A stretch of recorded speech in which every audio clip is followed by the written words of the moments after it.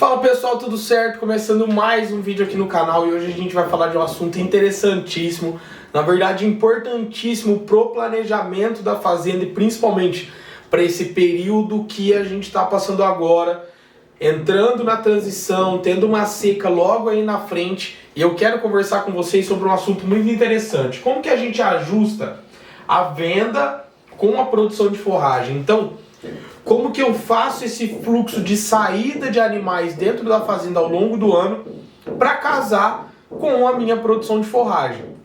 E isso, já vou adiantar, vai valer muito do tipo de pasto que vocês têm dentro da fazenda. E eu vou explicar tudo isso para vocês agora. Beleza, pessoal? Então, se é um assunto importante para vocês, se é um assunto que vai ajudar dentro da tomada de decisão da sua fazenda, dá uma moral pra gente, pô, já se inscreve aqui no canal, ativa o sininho das notificações e deixa um like. Tudo isso é importantíssimo para a gente continuar crescendo e trazendo conteúdo de qualidade para vocês aqui no YouTube. Beleza, pessoal? Vamos lá. Vamos lá. Primeira coisa de todas. A gente precisa definir e trazer como base para todo esse processo o tipo de pasto. Por quê?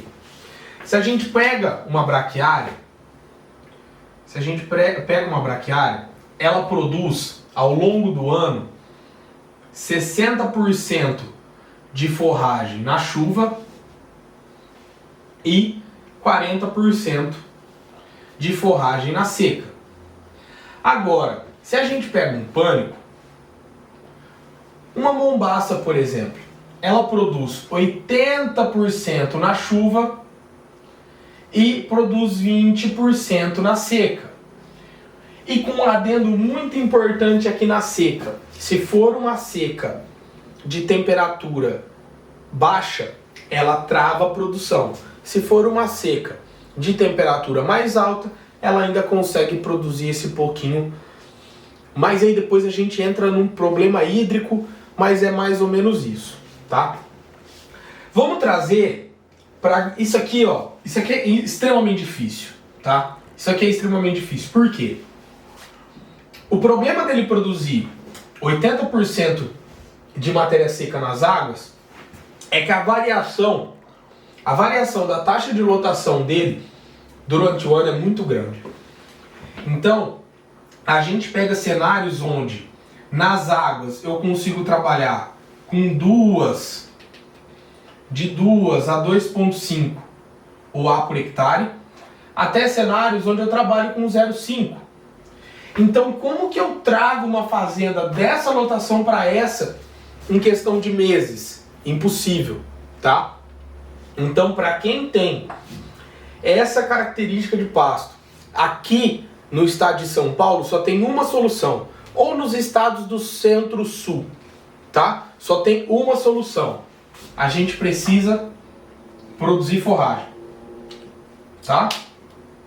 Aqui eu preciso de capineira de seca. Capineira de seca, tá? Para cobrir esse rombo. Não tem outra solução. Ah, eu vou conseguir diminuir. Ou você confina ou você faz capineira. Não tem outra solução. Aqui já é um cenário mais ok. Por quê? A taxa de lotação das braquiárias médias vai de 0,8 a 1,2 média ano. Então, a variação é menor. Se eu consigo ter uma fazenda com isso nas águas e isso na seca, dá só 0,4 por hectare. Isso de média. Tem fazendas onde eu preciso baixar aqui 0,3, 0,2. Então, vamos para um exemplo prático, tá? Vamos para um exemplo prático. Eu tenho aqui, e eu vou traduzir tudo para 100 hectares, porque depois vocês só multiplicam pelo número de hectares que vocês têm. Vamos imaginar aqui uma fazenda de 100 hectares, tá? Se ela precisa diminuir 0,3, ela tem que tirar 0,3 unidade animal por hectare. Então 100 vezes 0,3, se eu não estou errado na conta, isso aqui vai dar em torno de 30. Isso aí. A gente precisa tirar daqui 30 UA. Para ela passar bem a seca. Para ela passar a seca com 0,8. Tá? 30 unidade animal. Para quem não sabe, a unidade animal ela é referência a uma métrica de 450 quilos. Então, se eu pegar 30 vezes 450, a gente precisa tirar 13.000 quilos, 13.500 quilos de carne da fazenda. Agora vamos lá. 13.500 quilos é o que eu tenho que tirar. Tá vendo que eu traduzi tudo isso aqui para quilos? Porque pra gente de verdade, foda-se o tipo de animal que você tem. O negócio é o quilo. Então, se eu pego, por exemplo, 30 UA de vaca, é mais ou menos 30 vacas. É mais ou menos 30 animais. Porque a vaca, ela tem geralmente seus 450 quilos. Vamos imaginar que eu estou trabalhando com uma fazenda de boi. Uma fazenda de macho, de engorda. E eu preciso tirar 13.500 quilos. O macho, geralmente, ele sai com 530, 540 quilos. 13.500 dividido por 540, a gente está falando de 25 machos. A gente está falando de 25 machos. Se fosse machos de 540 quilos, a gente está falando de 25. Mas aí a gente está trabalhando com uma fazenda de engorda de novilhas, onde geralmente elas saem com 360 quilos. Então 13.500 menos 360 dividido, né? 3.500 dividido por 360, a gente já está falando de 37 novilhas. Novilhas de 360 quilos, a gente está falando de 37. Tá vendo como que muda a quantidade de animal de acordo com o peso que ele sai? Mas todos têm a mesma base, todos têm a mesma métrica de saída, que é essa quantidade de quilos. Vocês podem levar isso como regra para cada 100 hectares que vocês têm, tá? Mas é importante vocês também terem essa noção do quanto que precisa variar a sua taxa de lotação. Vamos imaginar uma fazenda, por exemplo, onde a taxa de lotação de águas dela não é 1.2, é 1.0. Aí eu preciso baixar menos para 0.8, é só 0.2. Entendeu?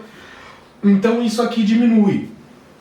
O importante é vocês terem uma métrica de queda de lotação para conseguir identificar o volume de animais que vocês precisam tirar. E esse é o primeiro passo, tá? Esse é o primeiro passo. Identificado o número, agora são questões de estratégia dentro da fazenda. O que nós fazemos dentro dos nossos clientes de consultoria? Nós temos esse acompanhamento mensal da taxa de lotação. Consequentemente, a gente já sabe qual que é o pico de águas e o pico de seca deles. E aí, a gente acompanhando essa taxa de lotação mês a mês e acompanhando o GMD dos animais, nós conseguimos criar uma linha do tempo. E aí, essa linha do tempo de saída de animais dentro da fazenda conforme o GMD mostra pra gente se a lotação da fazenda na seca vai atingir aquilo que a gente quer. Caso não atinja, eu tenho o meu peso de saída e eu consigo enxergar dentro desse meu emaranhado de lotes dentro da fazenda quais os lotes que precisam ser acelerados para fazer essa saída. Então, o primeiro passo é calcular o volume de animais em cima da variação de lotação que você precisa ter. O segundo passo é uma parte de controle mais fino do processo. Você precisa ter esse controle de lotes, de peso e de linha do tempo para entender se um lote precisa ser acelerado ou não. E eu vou dar um exemplo muito simples. Faz total diferença dentro do gasto e dentro do planejamento, você verificar em novembro que você precisa acelerar alguns lotes para sair em março, abril.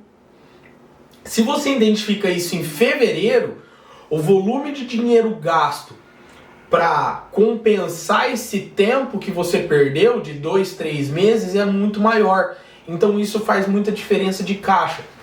Quando a gente olha os números das fazendas realmente lucrativas, a gente começa a observar que existe essa tomada de decisão de forma muito mais antecipada dentro da fazenda. E se a tomada de decisão é antecipada, consequentemente o volume de dinheiro gasto ele é muito menor. Então o acompanhamento constante e a identificação, por ter acompanhado também todo o período do ano do que você precisa ter de gado nas águas e o que você precisa ter de gado na seca, leva a uma tomada de decisão melhor. E isso de acordo com o tipo de pasto que você tem. Nas braquiárias é muito mais fácil, porque a variação é muito menor. Nos pânicos a gente precisa criar pulmão, a gente precisa ter forragem para diminuir essa distância e fazer o pânico cair nessa mesma conta da braquiária, entendeu? Então era isso, pessoal. Se ajudou, se vai ajudar vocês a enxergar melhor esse jogo de xadrez, esse jogo de lotes dentro da fazenda e como você faz para antecipar a decisão, já deixa um like aqui no vídeo, se inscreve no canal. Pô, puta informação que eu dei hoje para vocês, vai ajudar. Tenho certeza que quem souber usar isso aqui nunca mais passa sufoco no período seco dentro da fazenda. Beleza, pessoal? Era isso. Se vocês gostaram, mais uma vez, se inscreva no canal, deixa um like, ativa o sininho das notificações para vocês não perderem nada e fazer o canal crescer, ajudar o canal a crescer e levar conteúdo para o maior número de pessoas possíveis, beleza? Mais uma coisa, só para terminar. Se vocês têm alguma dúvida, se vocês têm alguma sugestão de conteúdo, corre lá pro espaço para comentários, escreve lá, eu respondo vocês, e tudo que vocês deixam de sugestão lá tá se tornando vídeo aqui, tá se tornando conteúdo no canal. Beleza? Valeu, pessoal, e até o próximo vídeo.